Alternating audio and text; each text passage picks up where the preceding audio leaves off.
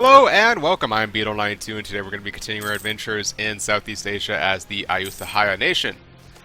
In the last episode we wrapped up our war against Southeast China, took some provinces, took control of that trade node to a certain degree, and gained mercantilism. Yeah, let's do that. And vassalized Malacca, which has been reduced from owning all of this to just owning this. And what we're going to do now is we're going to use Malacca and their cores to declare war on Pasai and take as many provinces back as we can. And the long-term goal here for this war is to take control of the Malacca trade node, get as much power here as we can, and then go up to Bengal and take control of that node through wars against Orissa, and then have all of the sweet trade of Southeast Asia be ours. And that will help fund all of the crazy projects that we have in store for the future. I am not giving you military access, Ming. Go away. So for now, our big goal is to declare war on Pasai. To that end, I am going to consolidate our fleets and put them in the Malayan Sea. And put our armies here. I don't think this will be a difficult war for us. They are only allied with Patani. So yeah, this should be relatively easy. And then once we declare war on Pasai, we're going to look to probably killing Mahajafit at some point, Majapahit and Kutai. Getting claims on them will be a little bit difficult. We are going to take expansion ideas at some point, which will help us get colonists next to them and fabricate claims on them. But in the short term, we'll just, restrict ourselves to the Sumatran and Malayan Peninsula. Let's go ahead and declare war. Reconquest for Kelantan. And I do think a nice part of this is that because we're returning cores to a state, we should... Yeah, returning nations in peace deals, returning cores. Any peace deal where we're returning cores should actually give us karma instead of causing us to lose it.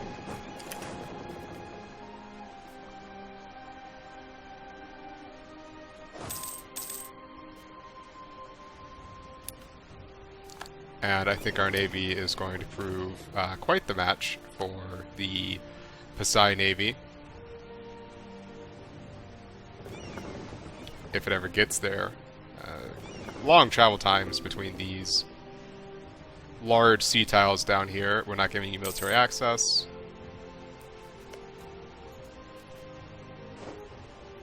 Excellent. Unfortunately, we can't march on any of these other provinces because we can't get through this fort in Perak yet. Pasai is marching its army down. It's probably going to try to reinforce this fight. I don't think it'll get there in time. Well, maybe. Actually, though. Ah, dang it. Alright. We'll leave just enough to continue the siege and send the rest over there. Poseidon is on military tech 10, we are on military tech 9, but we have a decidedly larger army, which I think will carry us through the day. And if necessary, we can hire a bunch of mercenaries.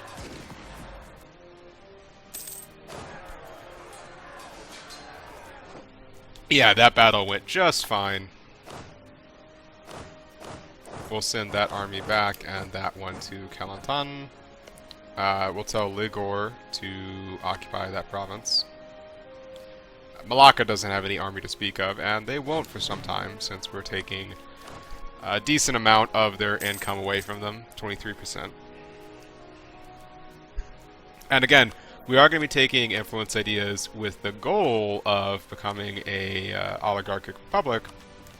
But at the same time, that will allow us to play the vassal game fairly well. And with the release of Mare Nostrum and 1.16, vassal feeding has gotten a lot better. It lets you avoid some of the corruption problems. So that is definitely something we're going to be doing a lot of. I kind of want to vassalize Ming and try to feed them back some of their provinces. They are at 84%. I actually would rather them lose these northern provinces before we vassalize them, just so they don't get war declared on them by like Shun or something, and then we'd have to go defend them, and it would be a big deal. Alright, so they've lost the siege of Perak. Let's go down to Johor. and at the same time get as many of these lands occupied as we can.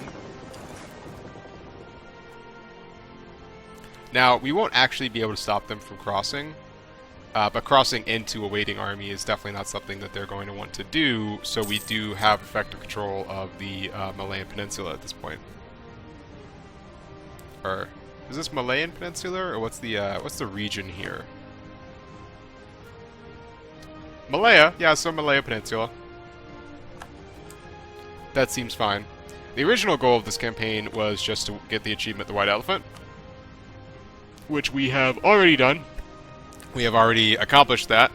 Let me go down and show you. Oh, does it not show up because we already have it? I guess not. Nope, there it is. The White Elephant. Own all of Indochina. When it says Indochina, it actually means Indochina and Burma, which, as you can see, we have done handily. Come under the occupation of Ayutthaya. Good. Excellent. Very, very good. Very, very good. Yeah, I don't think there's going to be any difficulties with this war. As soon as we get Johor down. And we are going to want to transfer all of this back to Malacca. And then probably as soon as the war is done, we'll just integrate Ligor. Since they aren't going to be doing anything for us anymore.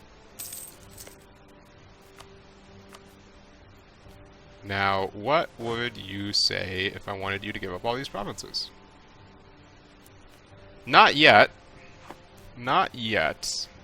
Oh, do you also have a claim on that? Or yeah, you have a core there. Excellent. Oh, they're actually trying for the crossing. Would you look at that? Alright, go to reinforce.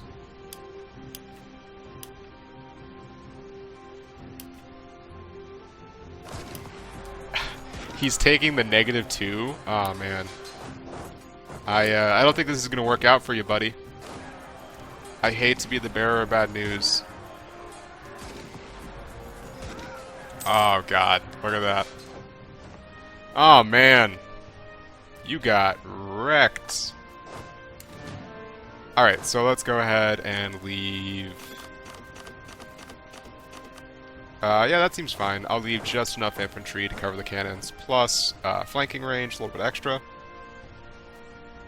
And this should wrap up relatively quickly. Yeah, their army... I mean, we're running down on manpower. We don't have as much manpower as I would like. But, you know, I don't think that's that big of a deal. Can we demand manpower from the nobility? We could. So let's call diet and raise additional levies. I think raise additional levies is a fantastic button, and people should use it a lot more. Like, so many times when you're just running really low on manpower and you're like, gee, if I could just get another, 5,000 levies, this would go so much easier for me. Well, you can. Just click that button. Okay, so they would be willing to give us all these lands. Let's go ahead and add... these two. Nope. Can we demand land directly from Patani? We could. We're not going to be able to do it successfully quite yet. Not willing just yet.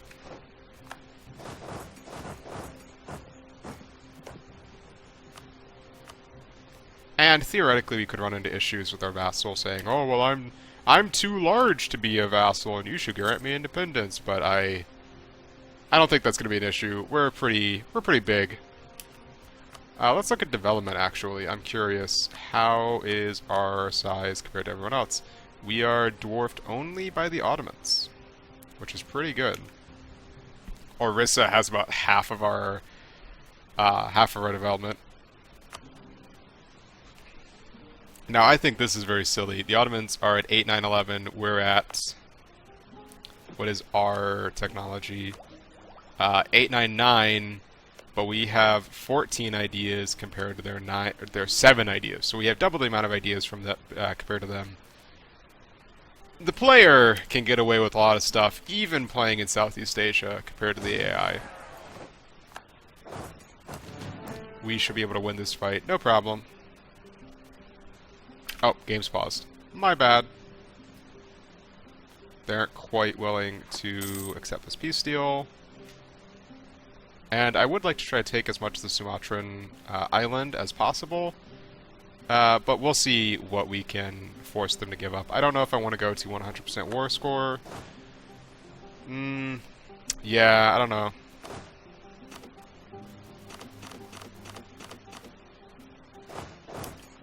Just split up the army appropriately.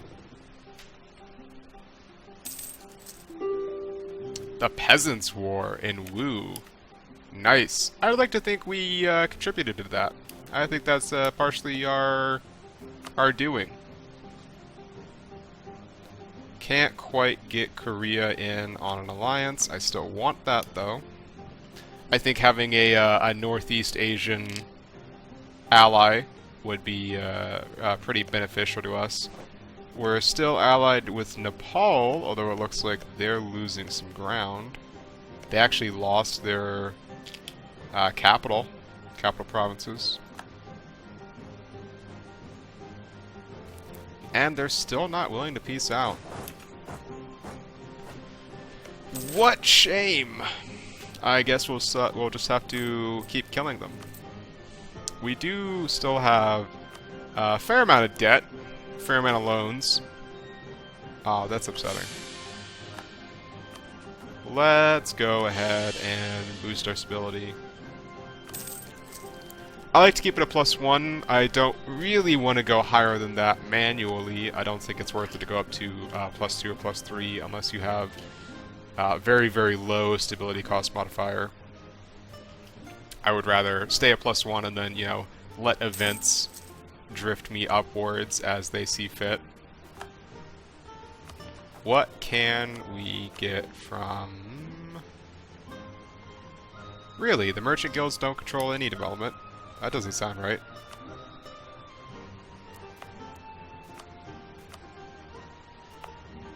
Oh, this isn't a state. We need to...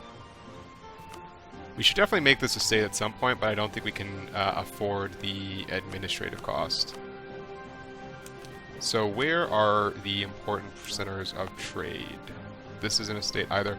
We're obviously going to want to make all of the trade provinces states so that we can give them over to the Merchant Guild and help us improve our trade income. I think as soon as this fort falls, we will be more than capable of extracting a peace deal that is amenable to us. 27th. Yeah, Pasai! I hate to tell you this, but I just don't think it's going to work. I don't think you're going to get out of this one. Okay, so Pasai should definitely attack them. I mean, I could see why they wouldn't attack that navy, just because we could come in with ours, but that's such a weak navy, it would fall very, very quickly. They would be willing to accept this peace deal, but I think I want to try to take some of the Sumatran island, which means successfully sieging down Rokan. Let's go up to speed 4, just while we're waiting on the siege. Nice. Alright. So, give this over to Malacca, give this over to Malacca. Alright, so we can just get the province of Siak, which is more than enough for me. Oh, wait.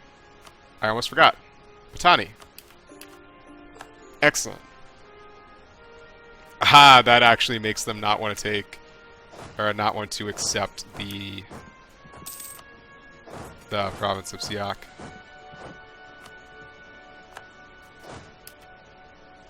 Well, let's just siege down a few more provinces and see if we can't get them to change their mind.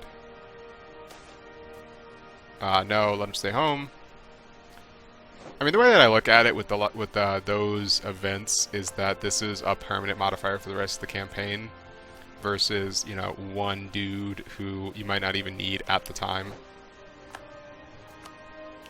Malacca, Malacca, and again, we don't want to take any of these provinces directly because they're all Muslim, Sunni, and we don't want any Sunni provinces. we only accept various flavors of East Asian. Gentleness.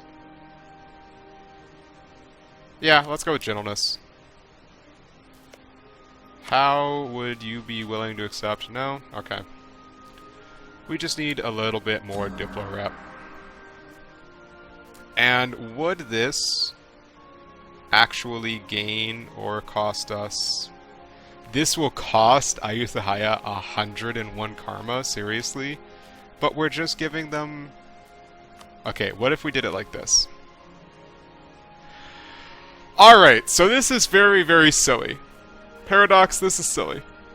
If we use the return core button, it gives us karma. If we use the seed province button, it takes karma. It also costs more war score for some reason. That's very silly. We don't actually want that much karma, so let's not... We'll use a combination. They'll cede some of the provinces, and they will return, air quotes, some of the provinces. Awesome, we've renewed a loan. I'm not going to worry about that. We're running very low on manpower.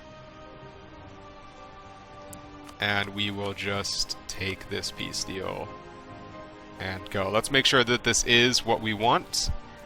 We'll give cores to Malacca. We'll cede to Malacca. Excellent. Alright, send our troops back to Ayutthaya. And does that... Yep, that puts us up to -19, which, if I'm not mistaken, allows us to get an alliance with Korea.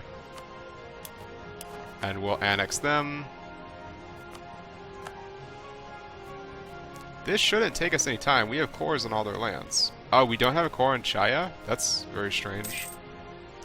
Alright, so that will take us a very, very small amount of time. Yeah, I don't know. I don't care about that. That's not something that is bothersome to me. And this is just so we have some kind of military ally in Northeast Asia. I don't honestly think this is going to be like a critical alliance, but you know, might as well have it. Dropping army maintenance so we don't, you know, go bankrupt. And let's go ahead and make Canton a state. Yeah, we aren't quite able to core everything. We automatically just immediately accept them. That's really funny. Yep, they make up 8%. So let's go to the accepted cultures map mode. Yeah. See, this is the power of -60% to the accepted culture threshold. So what province can we not... Okay, sure. Diplo rep, why not? So it is this one, which we can core now. And we'll hand it over to the merchant guilds, which will massively increase trade power. And yeah, we now have 44% of control. Does that go to the Panama? I think that goes to Panama. Which is very silly, because it means that this strip of trade can go to Panama, but I don't believe anything else can. Yeah, it's just Lhasa, Chengdu, Canton, Philippines, straight to Panama, which is... The trade system in this game is a little bit weird, a little bit funky. So, we're going to have to stay at peace for a little while. We need to recover our manpower. We need to finish integrating Lagore. I think the next war that we prosecute will probably be... We could go to war with Shu, but if we went to war with Shu, then we would actually lose our alliance with Korea. If we went to war with Kachar, we would lose our alliance with Nepal, but I don't think that's a particularly big deal. I don't think the Nepalese alliance is doing us that much, in all honesty. It was a better idea before when they had, you know, a lot more land and were a lot more formidable. Awesome. We got that. Do we want their army? Yeah, we'll keep their army. It doesn't send us over our force limits. And they do have a small navy. It's just transports, but we'll keep it. One of our generals died. Boo-hoo. And I always forget this, but we do want to protect trade in Siam. You know, I think the next war that we fight is probably going to be against Bengal. Just because we do want to start getting our trade empire going. Do we get trade power transferred from Malacca? I thought we did.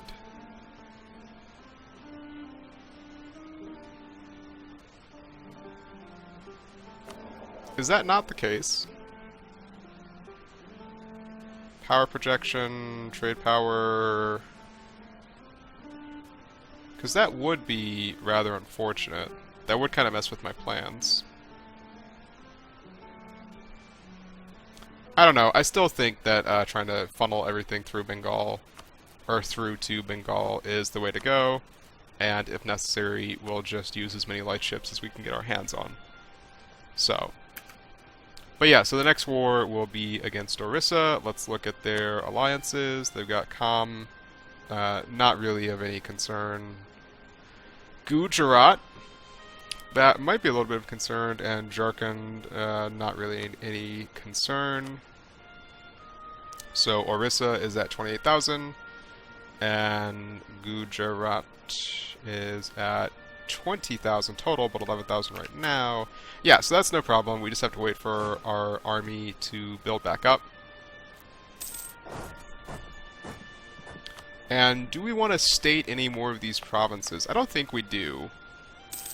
I mean, the argument for stating them is you get more money, you get more force limits, more manpower, but it costs monarch points, and monarch points is a little bit the limiting factor on what we can accomplish.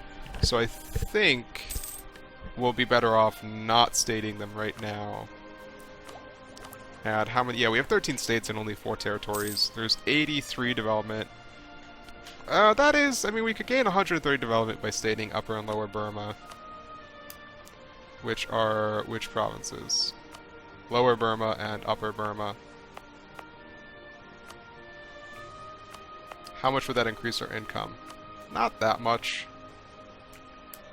I think once we finish off expansion ideas and we get that state maintenance down, then stating will become a lot more attractive just because we'll get more money out of it. Let us not steal the fruits of their labor. We don't want to do that. Now, okay, here is a question. Do we want to switch religion? I don't think yet. No, I don't believe so yet. I think the next time that we unlock an administrative or an idea group, when we hit level 10 and we can, or tech 10 on administrative, and we can actually unlock another idea group, which will be influence, I think we will switch to Mahayana. We'll take the prestige and the stability hit, just because I want the idea cost modifier. Although, wait a minute, okay, let's figure this out. The stability cost is about 90 points. And it saves us 20 points. So yeah, that's like 5 ideas. That's fine. It'll save us points over the long run. And let's go up to speed 5 just while we're waiting for our manpower to recover. We will build a spy network in Orissa. How many... Yeah, okay, that's fine. Yep, Diplotech. That's good. And definitely our Diplotech is kind of outpacing the other two, so I think a diplomatic idea group next is the way to go, definitely. How long will it take? 1560? Yeah. Now, do we want to release Bengal as a vassal? I say yes. I think, yeah, I think we're on the vassalage train right now. Bengal has a lot of... I mean, we could just look at the Bengali culture. Yeah, so Bengal has a lot of provinces. We could actually release Bengal now and use that as the justification. I like that. I actually really like that. So, do we have a royal marriage with them? We do. Let's just dissolve the alliance. We don't need it. And then as soon as the royal marriage breaks, or we feel like it... What's our... 5,000? So I'm going to let it climb back up to like 30 to 40,000 is where I feel comfortable. And definitely get to Miltech 10, which will be 1555. So we'll wait to 1555 before we declare any wars. I don't want to be fighting them at a lower military tech level than they have.